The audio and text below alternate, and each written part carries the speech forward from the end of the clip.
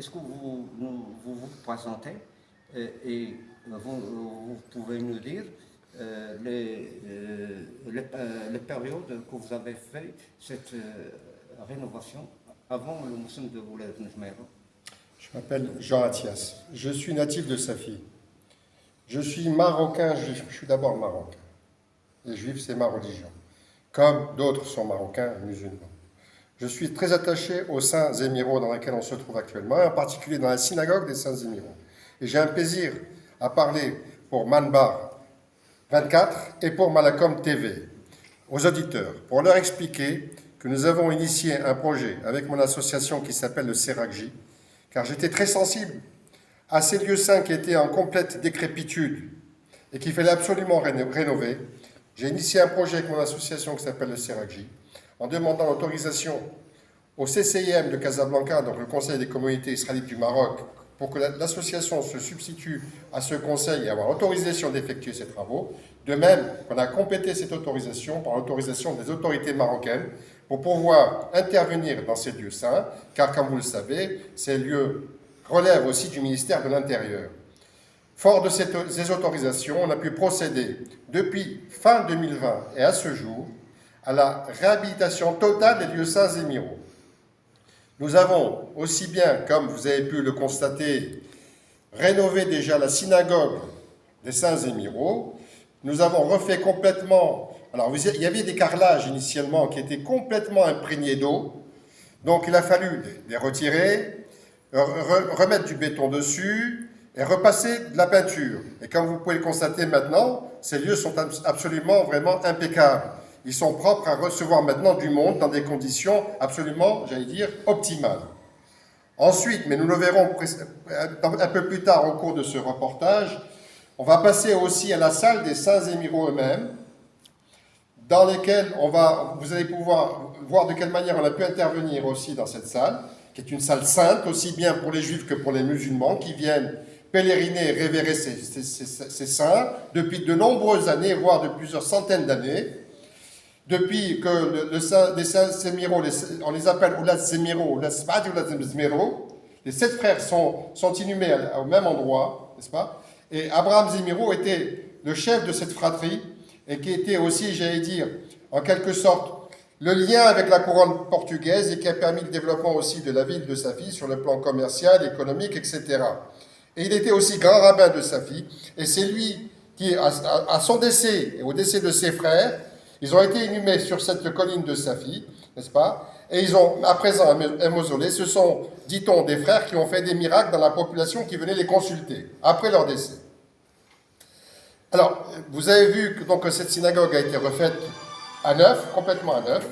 Nous allons bien évidemment ensuite, au cours du reportage, vous faire visiter la totalité des lieux qui ont été refaits, y compris, alors, vous avez des parties qui sont invisibles. Par exemple, vous avez les toits du sein de l'ensemble du bâtiment, qui ont été refaits d'étanchéité. L'étanchéité a été refaite.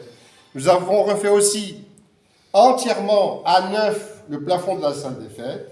Nous avons refait aussi à neuf la cuisine pour permettre justement d'accueillir des iloulotes tous les ans, comme ça se passait jusqu'en 2009. Et ça a été interrompu, malheureusement, parce qu'il n'y avait plus de présence de juifs à Safi. Et l'idée, c'est de pouvoir, en quelque sorte, réorganiser ces iloulotes à la faveur de lieux qui soient dignes d'accueillir du public, et en particulier des pèlerins qui viennent aussi bien du Maroc, fussent-ils juifs ou musulmans, ou bien de l'étranger, de France, du Canada, d'Israël ou d'ailleurs. Ils sont bien évidemment les bienvenus, mais dans des lieux qui puissent les accueillir dans des conditions favorables, où l'accueil sera absolument, j'allais dire, chaleureux et dans des conditions de propreté absolument optimales. Voilà. Alors, je pense qu'on va vraisemblablement passer... Pardon, vous êtes... Est-ce que vous pouvez nous parler? Vous êtes d'origine de Safi, de Medina l'Atiqa. Safi, c'est une ville qui est pas mal de juifs. Il était à Safi. Est-ce que vous pouvez nous parler de cette conscience collective entre musulmans et juifs à la belle époque de Safi? De tout temps, il faut savoir que Safi, c'est un exemple exceptionnel au monde. Dans l'ensemble des communautés juives au monde, c'est la seule communauté qui est un exemple. Pourquoi? Parce que aussi bien les Marocains juifs que les Marocains musulmans étaient toujours solidaires, cohabitaient ensemble dans une fraternité et dans un amour exceptionnel. Il n'y avait pas de différence entre les musulmans et les juifs. Vous savez très bien que les musulmans habitaient, par exemple, dans des appartements avec des familles juives ou dans des maisons avec des familles juives qu'ils partageaient. Ils partageaient les joies, les peines, les réceptions. Ils étaient ensemble et de façon harmonieuse tout au long des siècles. Tout au long des siècles.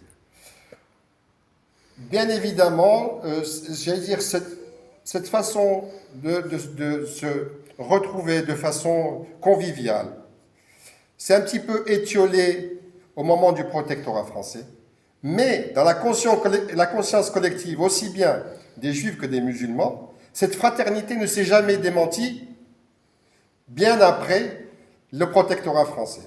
Les juifs sont toujours attachés au Maroc, à leur roi, à leur ville, et sont attachés à leurs frères musulmans, de génération en génération.